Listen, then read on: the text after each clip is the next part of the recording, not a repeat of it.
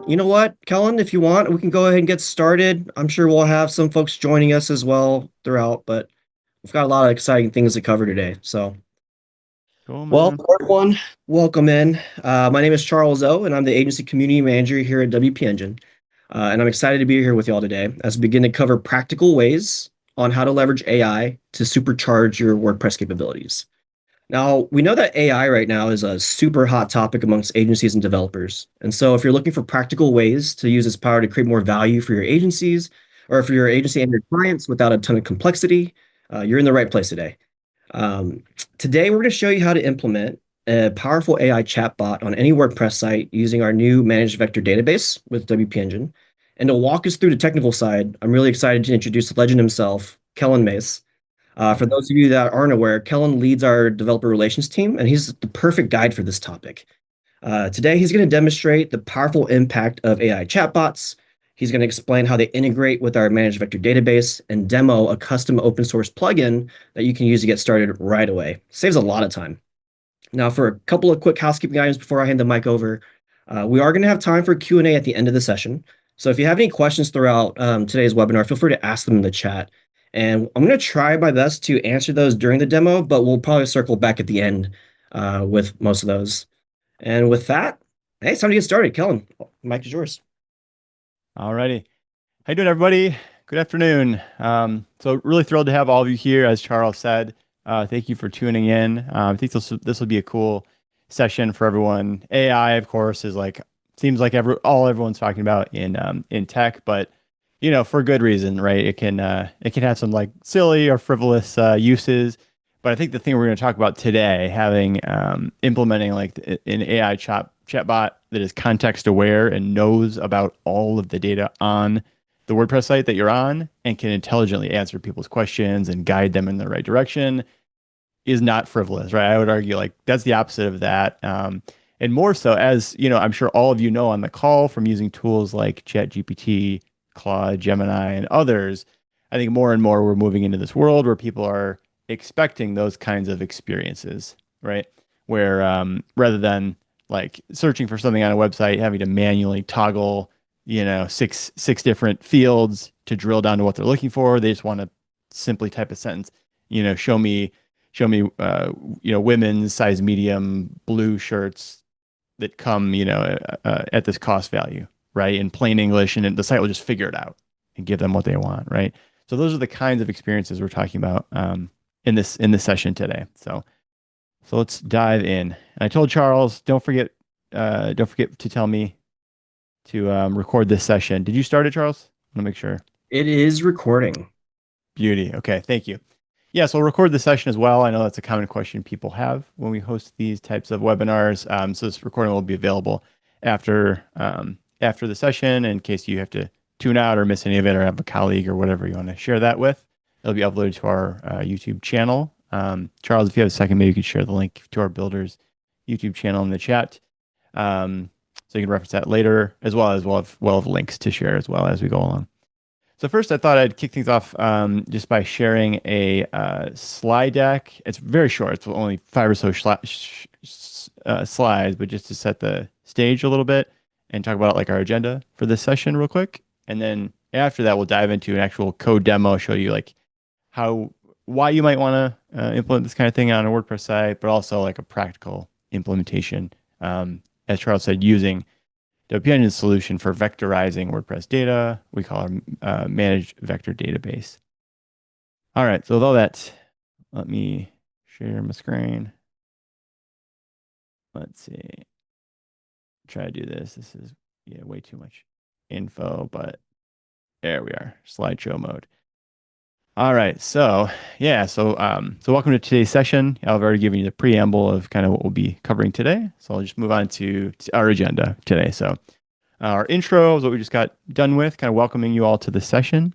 Next, we'll cover item 2 on the list here, when to use an AI chatbot, right? Like, should every WordPress site have one of these? No, right? It's probably silly. In other use cases, for other use cases, though, it would be a very helpful thing to have. Item 3 is how, oh, it should say my mistake there, how our chatbot works. We'll just talk about at a very high level like the pieces of tech that are involved with the demo that we're going to show you today and how they interact with each other, just at a very high non-technical level. And after that, we'll dive into our code demo, and I'll show you a practical, actual chatbot, plugin that can be used on any WordPress site with that tech. And then we'll end with some Q&A. So I just told Charles, like, for all the attendees today, if you have any questions as we're going along, please just pop those into the chat. And then Charles, if it's relevant to like the thing being shown on screen, he'll just interrupt me and we'll get that answered right away. Otherwise, if it's like a higher level, or tangential question or whatever, we have a dedicated Q&A portion at the end where I think we can, just take the list of questions there. So ask away in the chat.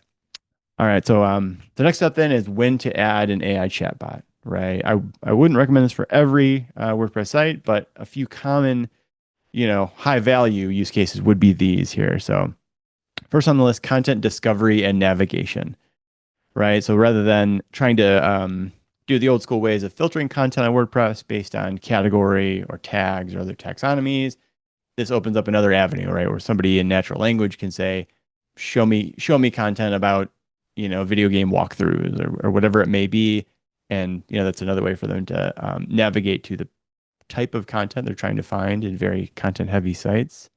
Second one on the list is personalized product and service recommendations, right? So you can imagine on an e-commerce site, like the example I gave earlier, someone in natural language could say, show me the, women's size medium blue shirt under the certain cost, send, right? And then that natural language would be parsed and we'd figure out what they mean and then run a search for only those types of products, right? And you all have likely heard some of the statistics that are commonly cited for e-commerce sites where if you can shave off even, a fraction of a second or even a second off of a person's experience, the conversion rate and the amount of sales, just goes up. So those seemingly minor improvements like can really make a big difference.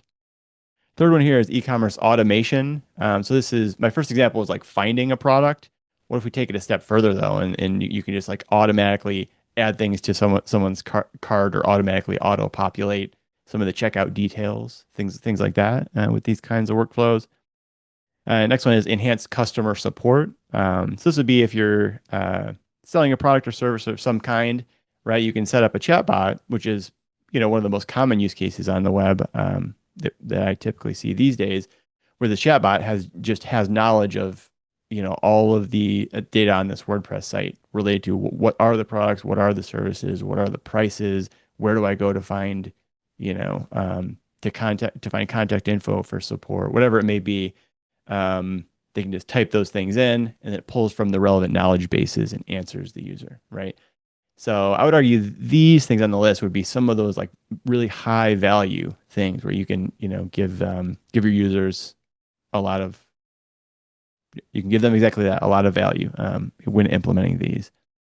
So the one today will be kind of the top one on the list here for content discovery. Will allow people to ask questions about the content on our WordPress site and then get info back since our vector DB has knowledge of all of WordPress's content.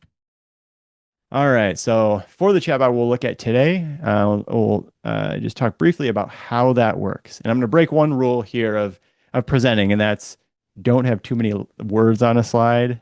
I know I have a lot. I have a lot in the slide, but I thought this would be good to include this just all in one shot here, so you can kind of see the whole picture. So here's what we're going to do.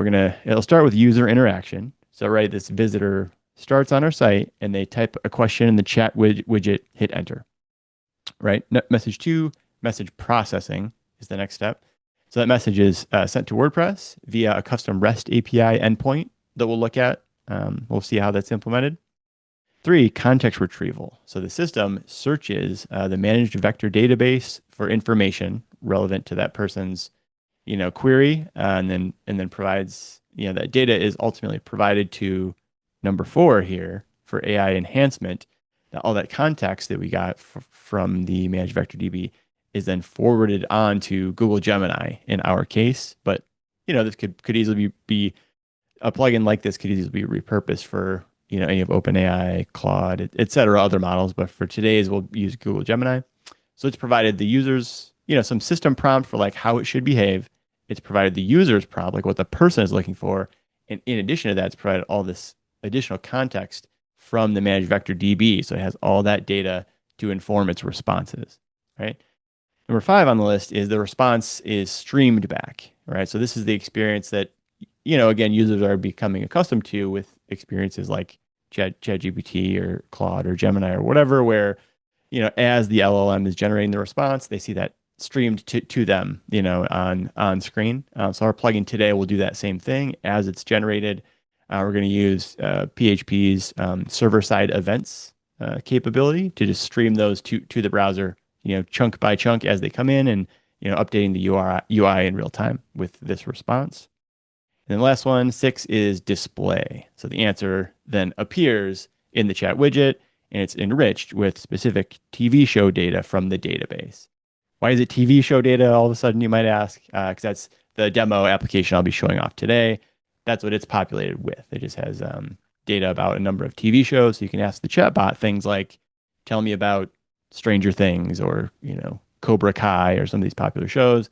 And using the WordPress's data, you'll be able to answer those questions. So that's kind of the high level for like how this all works. The chatbot that we'll be looking at, the tech I've chosen to build out this demo is listed on this slide here. So the main thing we're demoing today is the top left here, WP Engine's managed vector database. So I'll dwell on this one just for a moment here. How this works is when someone signs up for our smart search offering, which behind the scenes is powered by this managed vector database, they're able to kick off an indexing process that takes all the data on their WordPress site and then vectorizes that and turns it into a vector database, right? And you don't have to know these specifics for exactly what that is or how that works. And frankly, I don't know how under the hood a vector database works. It's enough to know that, rather than traditional WordPress searches or querying, which are based on like a full text search where you're searching for actual English words, the user had typed in the MySQL database, like a traditional WordPress search. Instead of doing that, a vector DB is, represents all of the data using numbers and using data points, and can do semantic search. So if the user, doesn't if the user like misspells something or provides or calls something by the plural versus by the singular, and they're not quite exact matches, that doesn't matter, right? Because this vector DB is capable of kind of understanding as well as the Gemini, LLM that we're using, are capable of inferring, the meaning of those words and then still arriving at the correct answer and fetching the right data. So, I'll quit rambling about that, but that's, the vector DB behind the scenes. You can just think of it as I have my WordPress site's data in its database, but it's possible to copy that, data out and populate this vector DB for purposes like this AI chatbot, or to use it for other kind of AI powered solutions. So there's that one. Over on the right, Gemini I mentioned several times. That's our LLM of choice we'll be using today. Svelte is listed here. I just chose that because it's lighter weight than React is, of course, a very common popular solution that could certainly work for this. Svelte, though, because it's a compiler, it only outputs the minimal JavaScript needed to power this AI chatbot. Just going to be lighter weight rather than loading in like the whole React runtime in the browser. So Svelte, you'll see just in a simple one file, we're able to implement this pretty lightweight solution. And the last one in the lower right is Deep Chat. This one I hadn't been familiar with until a couple weeks ago. I was just searching for like a good, easy to use, open source chatbot UI solution. So I found this one online that's pretty cool. It has adapters to be used with React, with Svelte, with vanilla JavaScript. It seems to be pretty customizable too. So pretty good tech there, I thought. Yeah, and that was it for the slides. So with that, I think let me shoot back to our agenda here and make sure we've covered everything. So when to use, how our chatbot works. Yeah, so code demo time, I think. So I'll stop screen sharing and maybe I'll take a look to see if we have any questions for a moment here while I get our code demo set up. I know I did a lot of talking there and threw a lot of data, a lot of info at you, but hopefully that was helpful, informative. Charles, what do you got? Did you Not too many see any questions, questions come in? but a great one from Luke is kind of more touching on tokens and do they bring their own API key for Gemini for this? To build off of that too, like can they bring are they essentially bringing their own API key? Are they responsible for paying for their own token costs for this? Mhm. And are we just limited to Gemini? Can they customize this to use other LLMs? Yeah, great question. Um,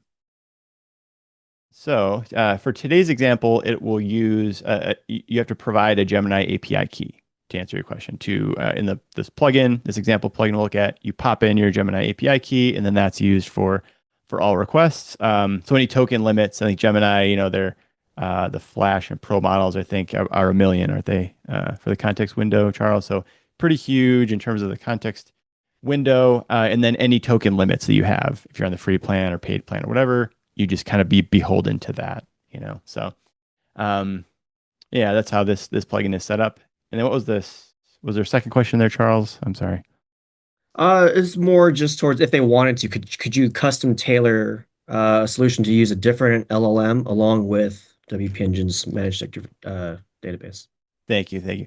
Yeah, you absolutely could. Yeah, I mentioned this briefly in passing on one of the slides, but yeah, today's demo will show off Gemini, but you could easily swap that out with OpenAI's, one of their models, one of Anthropic's like Claude models, and so on. You could even, build a plugin if you're building a plugin that was meant to be general purpose, and you could just say we support any of these vendors. Just like tell us which one you want to use, pop in the API key, and just route the request to that LLM, right? For today's demo, though, I was trying to keep it really simple and just pick one to keep the code kind of minimal. So Gemini was the choice. But yeah, this could totally be done with other options. All right, let me get my act together. Okay, so I got the demo site, and then let me just grab the repo as the last thing, so I can send you all a link to that.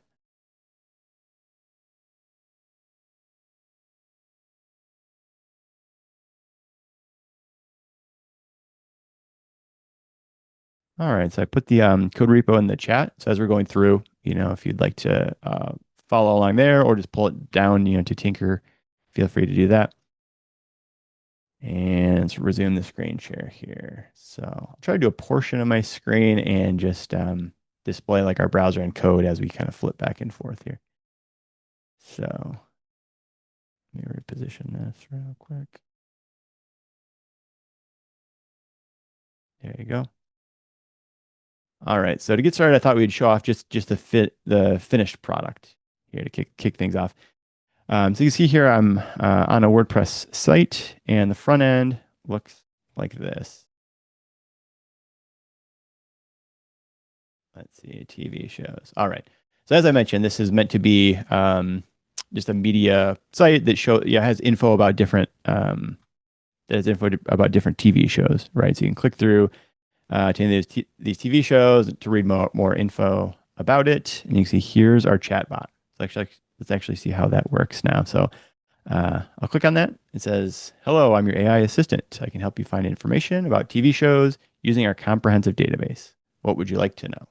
Right? Of course, you can customize that message to say whatever you want, but that's kind of the starting one. So here, if we say, "Tell me about Stranger Things."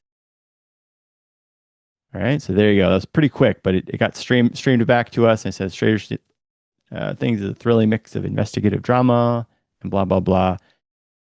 What about how would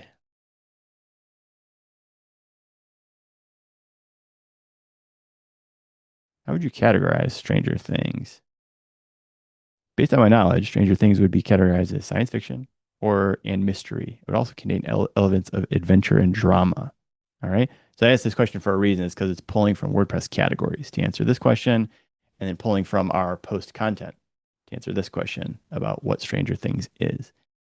And the state persists as well. So if the user, closes the chatbot and browses around the page a little bit, opens it back up, it's all still there. I didn't persist this across page loads, but that's an optimization you could do. You could, persist this to local storage or index DB, and then when the user navigates to another page, instantiate it like right where it was, pick up where you left off. So that'd be an enhancement, but for now it just persists on the same page while the user is, here on the page. So let's look at the WordPress backend real quick for this site. So if I pop over to the admin, you can see for this WordPress site, we're using posts for all of those TV shows. And then here they are. Here's a list of posts. If you go to one of them, like this Cobra Kai one, you can see here's the post description, continuation of the Karate Kid saga, blah, blah, blah, as well as the categories here. So there's action, adventure, comedy, and drama, right? So this is how the LLM that was able to pull that info, because this description as well as the categories exist in that vector DB. So it's able to to extract this data and answer users' questions. So I think that's about it in terms of just how the chatbot works here, visually, like what the user experience is. So I'll pause for a moment, just take a look at the chat before we dive into looking at the code in a minute here. Ellen, so we do have a question from Rudy, and he just asked, will ACF block content be indexed as well? Yes, sir.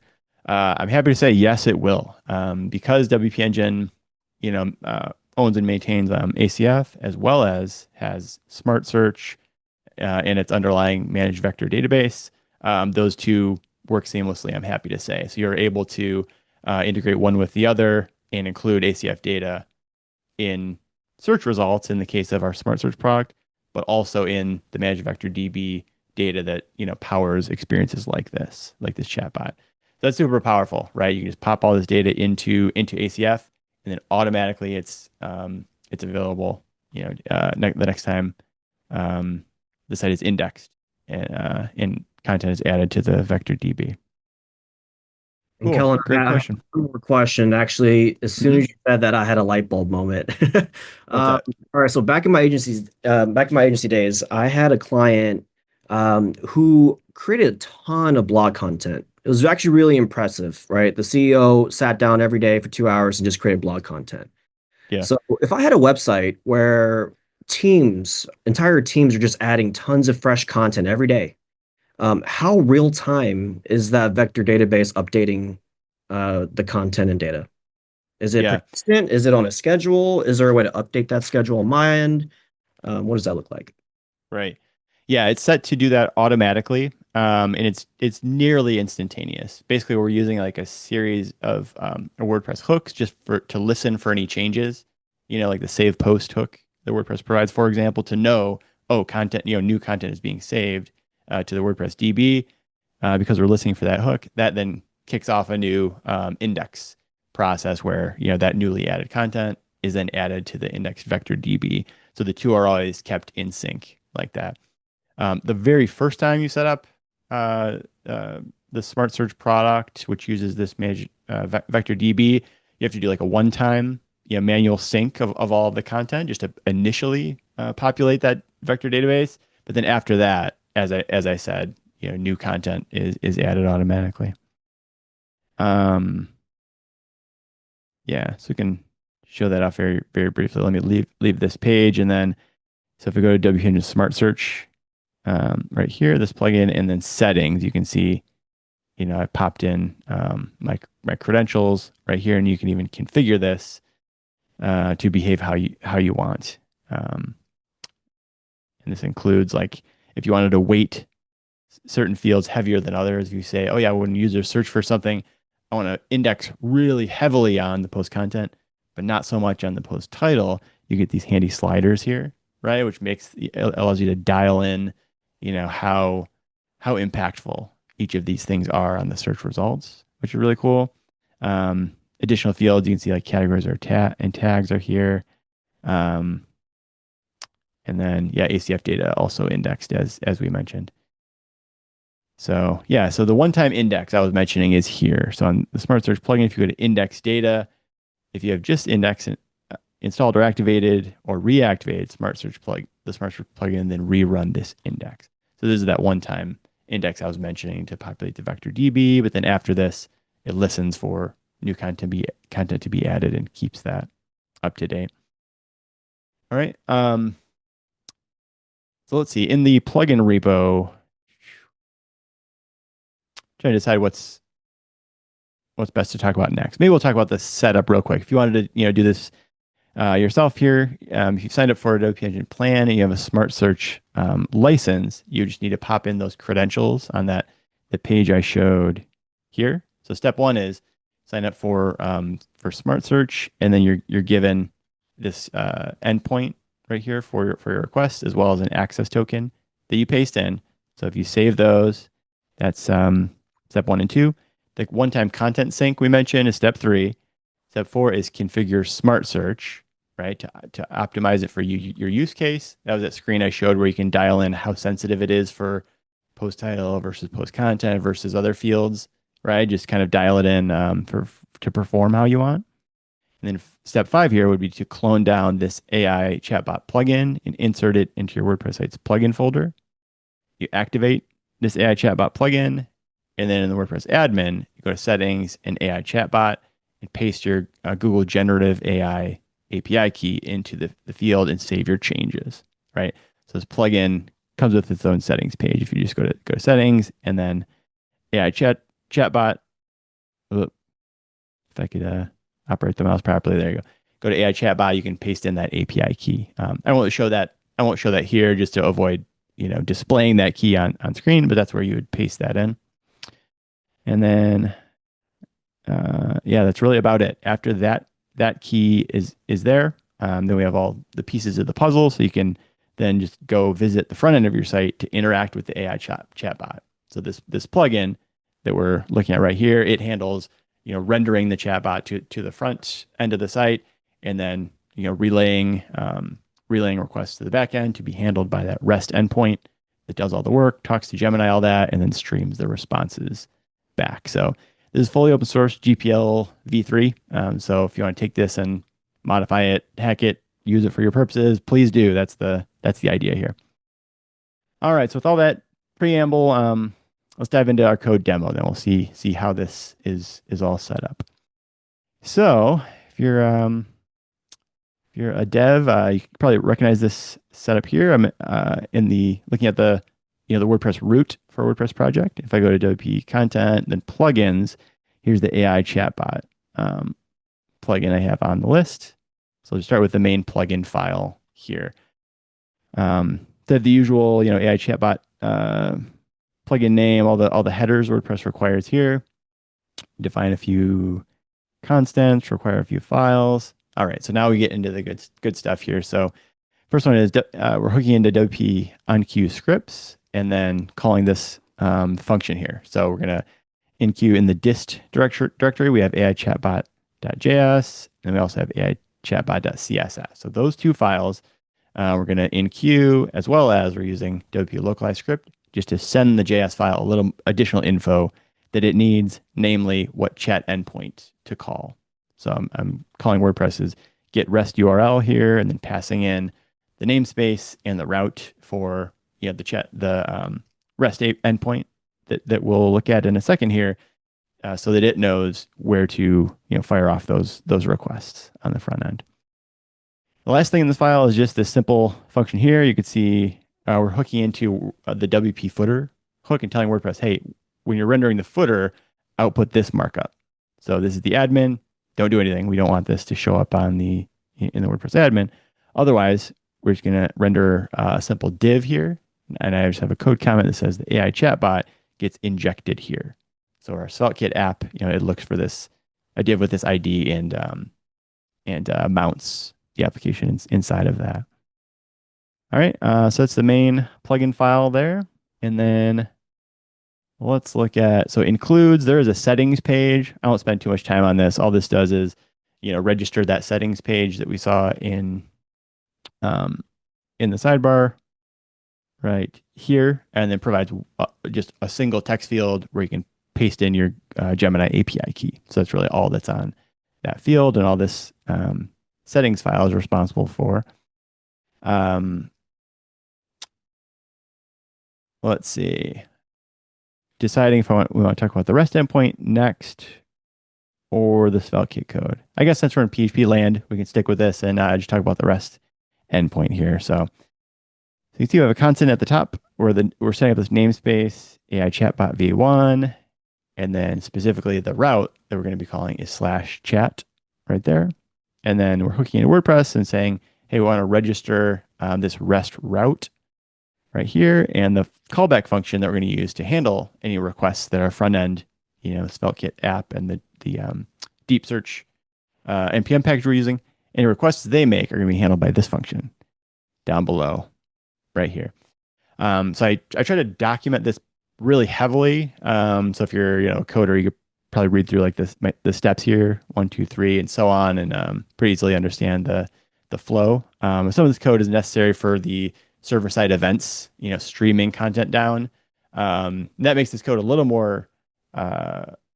a little more involved than what you might be used to, like REST API endpoints.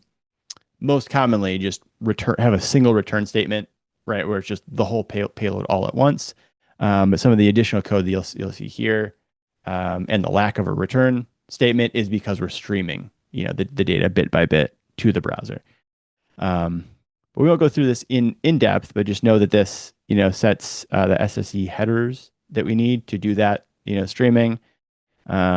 It gets the data that was sent in, from the request that the user had typed in. We're receiving that data. We're grabbing the Google API key that we need to make a request. And then step 4, get context from the vector database. So we have some helper functions here that they're going to take in the user's message, run a query, and then return some data, right, and store it in this context, data variable right here. And then next we set up a few prompts. So we have a system prompt, all right? It's if you've done any tinkering in AI, you probably recognize this, right? Just tell it you're a helpful AI assistant that specializes in this type of thing. You have a professional tone or friendly tone or some of those kinds of system instructions, right? And then, I won't read through all this, but just telling it kind of how to behave and where to get its data. And then we're injecting right here the context. So this is all the info that we got back from the vector DB. When we had queried that, we're providing all of that to the LLM as well. So it has that and saying, based on the above database context and your knowledge, please provide a helpful and informative answer, and so on. Right. Then we're preparing the request by adding that prompt, to it. Let's see, add conversation history. So we're taking the whole backlog of like the messages so far and setting all of those, and then adding the current message, like the new message the user had sent, and using those things to populate this payload right here of all the contents. So we'll scroll down, and then finally here we have this URL to googleapis.com. You can see we're using the one of the Flash models right here, and initializing a curl request for streaming. And let's see, the rest of the code is responsible for just, as the data comes back from the Gemini API piece by piece, streaming that to the browser, right? So as I mentioned, you'll see there's a lack of a return statement here, and instead, we're streaming the content down and just having an exit statement at the end. So when streaming is fully completed, then we just, kill the current process right there. Okay. So lots more helper functions below, but we'll stop there because this main function kind of controls, all the important stuff we needed to look at. Now, Yeah, Charles, what were you going to say? if someone wanted to update and tweak that prompt, is that what you just showed, that prompt area? Is that the best place to do it? It is. Yep. Yeah, Uh, really this function encapsulates everything you're sending to Gemini. So it's the system prompt, all of the message history, including the newest message, and then the data received from the vector DB. So if you want to modify any of those things, this would be exactly the spot to do it. Slightly, like below that a little bit, I saw some variables with like weights, like at the payload, the temperature, top K, top P. What, Yeah, what are those? Is that how I would maybe edit weights, or what do those do? yeah. So Charles, you're big into interacting with LLMs as well. So some of these you may be more familiar with than I am, but yeah, these are can be found like in Google's Gemini documentation. So you could tell it if you want to adjust the responses in this way versus this way, set the temperature. If you want to, set something else, set this parameter. If you want to, cap the amount of tokens that are allowed for this, here's how to do that. So some of these, to be honest, like I don't remember. I think I generated this, using AI to help out scaffold this payload here. I think this is what it chose for the temperature and a few of these values. So I don't actually remember, by heart what each of these stands for. Um, but Now, uh, with but the yeah, you max could output look token, those up in their docs. yeah, with the max output tokens, that I wonder is so if you're finding that your responses are too long or too short, you can kind of edit those a little bit. But no, Right. thanks for explaining that. Thank you. Yeah, and I believe if I'm remembering correctly, I believe temperature. Do you know this, Charles? Isn't this how creative the LLM is? Right? Because if you go all the way to one direction, it's just like very matter of fact, right? There's very little like creativity. If you go all the way the other direction, it gets wacky, right? These LLMs just like make up crazy scenarios and crazy ways of phrasing things. So somewhere in the middle is typically where people end up with temperature, where it's like it still has some creativity for how it structures the sentences, but isn't like totally off the wall. So I think the point 0.7 here reflects that, where like we're somewhere in the middle. But Thank you. yeah, yeah. So that's the REST API code here and the endpoint that's received. So let's look at the SvelteKit app then. So in the source folder, you can see it's just a simple file. I just for simplicity, I just did this in a single app.svelte file, and this gets mounted like this. So you can hear this main in this main.ts file. You can see it just says document.getElement.id, and it tries to find that div on the page with that ID I showed you that we inserted into the footer of the WordPress site. So as soon as it finds that, this file will try to mount the application inside of that mount point or that element. The application it will mount is here. This is the source code for it. So at the top here, you can see we're importing Deep Chat, and that's that open source npm library I mentioned. I found that provides a nice little pluggable, hackable chatbot UI that has adapters again for React, Svelte, Vue, vanilla JavaScript. So it's pretty cool if you're looking for a lightweight solution. I was able to find that. Next, you can see we try to access the chat endpoint. So we use WP localized script on the WordPress side to send this data to the front end. And here we're just accessing that. So our chatbot knows, what endpoint to use. Below, set up the connection configuration. So this is straight out of the deep chat, docs. They have a website with docs page. It just says, set it up like this, include the streaming parameter, set it to true if you want to do streaming, or false if you just want to wait for the whole response all at once, right? Let's see, a few other configuration things. So here's the initial history. So this might look familiar, right? Here's the initial message. Hello, I am your AI assistant. I can help you find information, blah, blah, right? So if you wanted to modify that initial greeting, that message, you could just, pop in here and modify that however you like. And then we're just using one piece of Svelte state here. We're just saying, is the chatbot, the chat UI open? When the page first loads, it's false, but then we just toggle this to true, true versus false when the user clicks on it. So below that JS code, we just have our markup. So you can see there's just a simple div right here with this custom HTML element called deep chat right here. And again, I just followed their docs for, once you set up that configuration object we saw above, here's where you insert that. Here's where you insert your text input, and so on, and provide the history, yada, yada. So that's where that is rendered. You can see we're using the isOpen toggle here to either add or remove display none to this element, so it disappears. I did it this way to maintain the state. When I originally threw this on the page, I was just saying, hey, if it's open, render the deep chat element itself. If it's not open, don't render that, like remove it from the DOM. When you do that though, you would lose the chat history in between. So I decided, all right, bad approach. Instead, we can just toggle the display, right? Just tell it display or display none for that, for the wrapper div right there. Below that, this button is just the toggle. So let's go back just to give ourselves a visual. So what we looked at a second ago, what deep chat, that library renders is this. right? All of this, and then just this little circular toggle button you see in the corner. That's all this is. This button element right here. You can see on click. We're just toggling is open to whatever the opposite of what it was previously. We're saying if it's open, render this SVG. Otherwise, if it's closed, render this other SVG just to get our icons, toggling from one to the other. And that's really it. And there's some styles at the end to turn this blue and customize a few styles. Um, yeah, so I have some instructions in the README as well for if you wanted to test this out, on your own. You can make any changes to this, Svelte source code here in this app folder, and then run npm run build.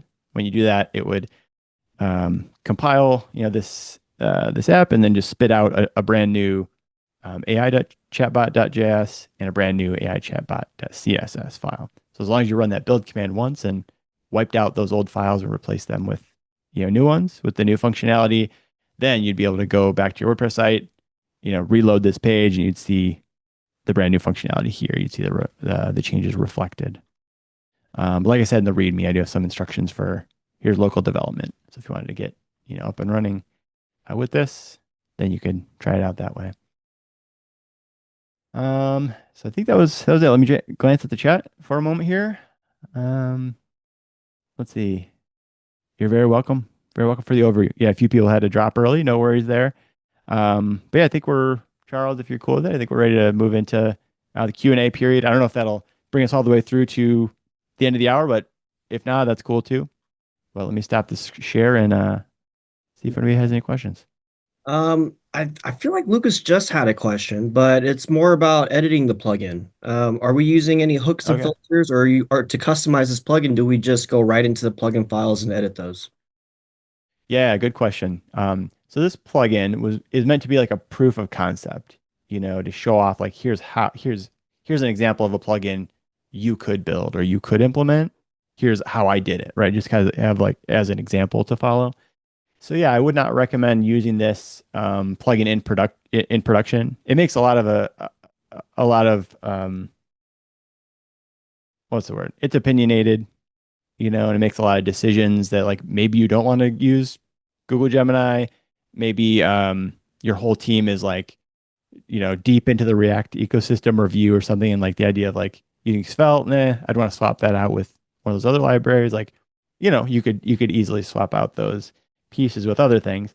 I thought this would still be helpful though, because of especially for the PHP code, right? That REST endpoint shows you like, okay, here's one fully baked example of how I could use manage vector DB and call out to an LLM, use those pieces of data to generate this response and then stream it back to the user. So yeah, so more, not so much a production ready plugin, more so like proof of concept to show things off and give people a starting point.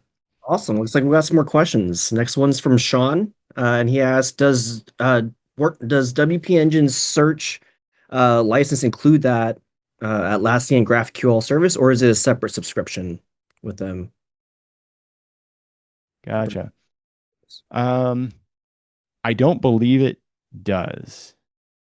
Yeah, I'm somebody on the product side of WP Engine or especially sales side would be better at answering this than me. But no, I don't believe so. I believe when you buy the Smart Search offering as a standalone product, then it's just Smart Search powered by the Managed Vector DB, underneath it. Then yeah, the Atlassian GraphQL service you're referring to would be separate. Yeah. One thing you're reminding me of, though, let me start the share again. And I should have showed this off, but didn't. And that's the GraphQL query. So this might be kind of cool if you're nerdy like I am and you like dev stuff. This might be interesting. So the REST API, we only really covered the top level function, right? We kind of stepped through the things that it did, and I gave a hand wavy response after that and said like, yeah, and the stuff that comes after this is kind of helper functions, right? So we didn't talk through those in depth. One of them though, we should at least glance at, and that's because it has this GraphQL query. So you can see where the data is being sent. So this function, AI chatbot get context. let's talk about this for a second. So this, you can see it grabs the smart search URL and the access token, and then it forms this GraphQL query that we're going to run here to get data from the from the vector database. So it sets a few variables, sets the body, and then uses WP remote post to fire off a post request to that GraphQL endpoint and sends along, this body as the data.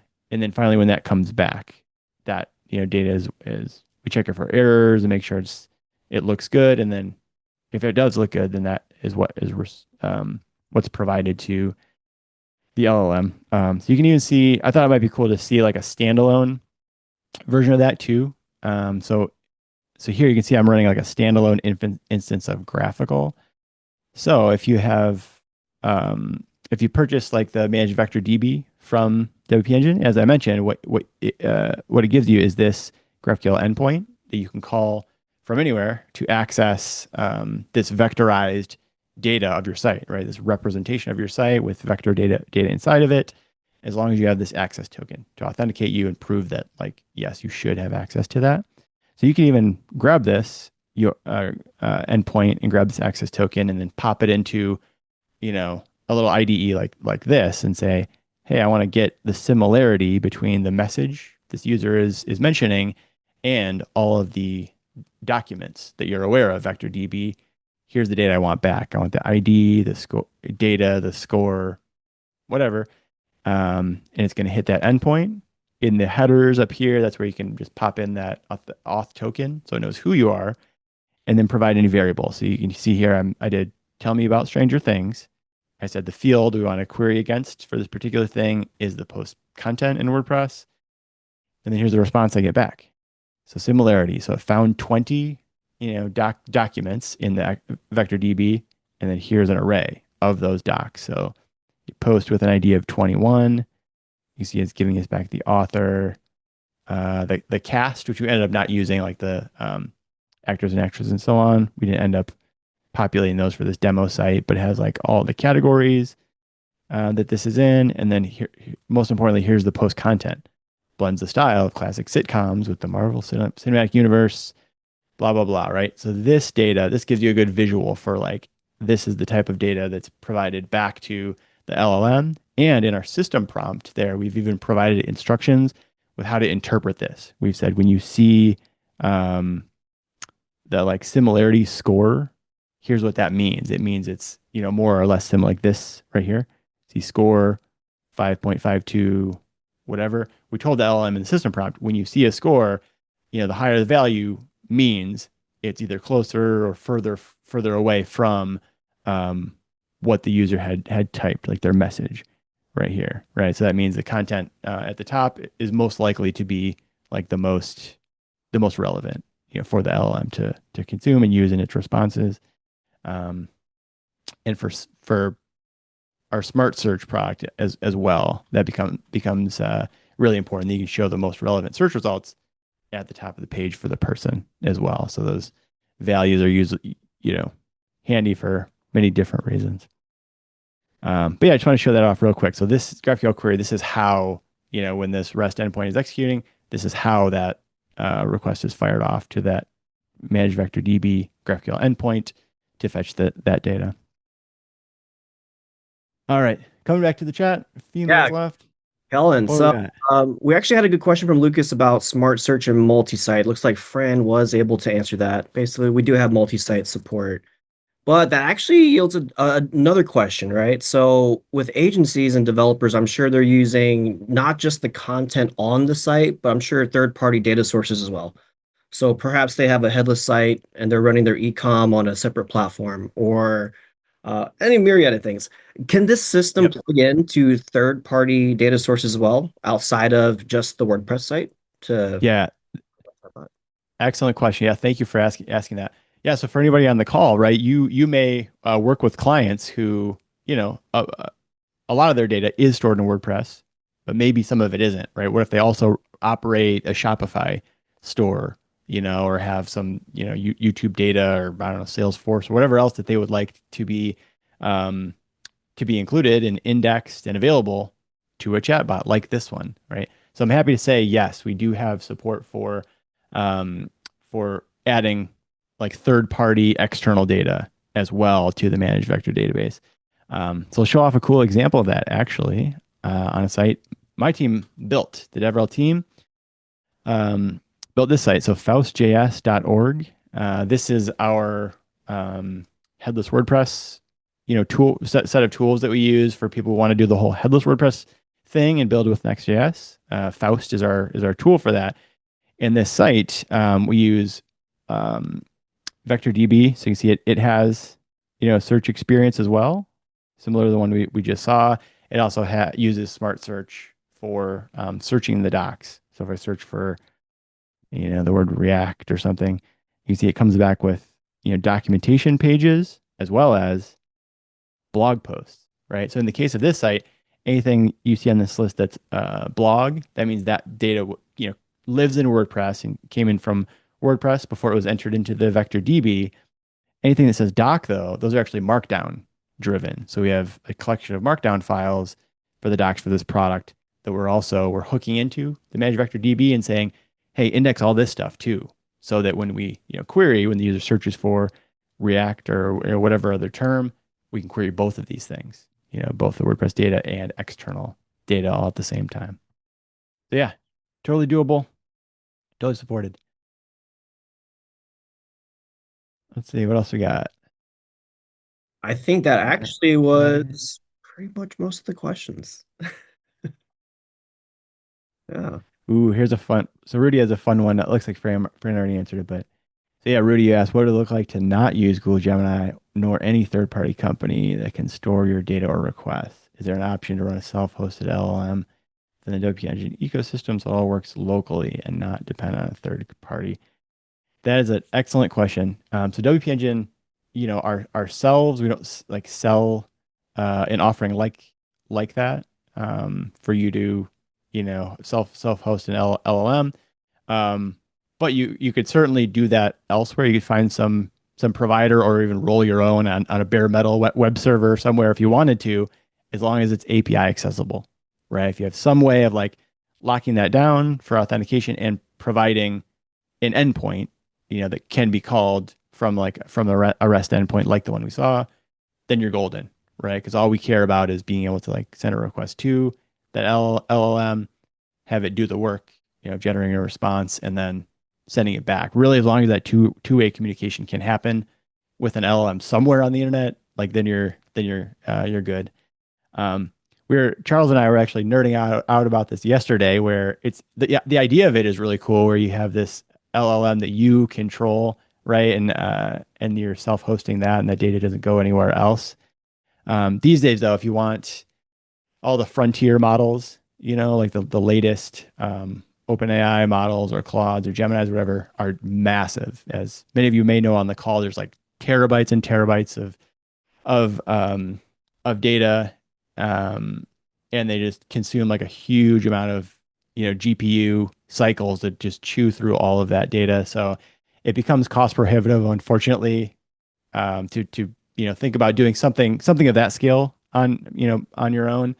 Um, but it starts to make sense when you can get away with smaller models, right? So Charles and I were just talking about, like, if you have a model that needs to be very good at optical character recognition, for example, or it just needs to like take in an image, understand like, oh, here's the text that's in this image. I'm going to extract that and just reply with the text, right? You can get like on Hugging Face or other sources online, you can find models that are like that, right? With like very small in terms of size and maybe very, not very resource intensive as well in terms of GPUs and stuff, but they're good at like a specific thing, That's a great one to where you could think about realistically like self-hosting that.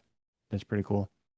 I know on the note of Gemini, if you're worried about privacy and security stuff, I know Google does have um, for many enterprise companies have the same concern, right? So I believe as part of Google's like offerings, you can pay for Gemini, and part of the contract is that your company is going to send it potentially proprietary information, trade secrets, and so on, and then Google guarantees that they're not going to train on that data or, train their models on the data or expose it anywhere else. So there's some trust there, right? We hope these big companies like are truly, never going to use that data anywhere else. But I know that those kinds of contracts and agreements do exist with some of the frontier models where, they can arrange it so that they won't use any of their data, any of your data.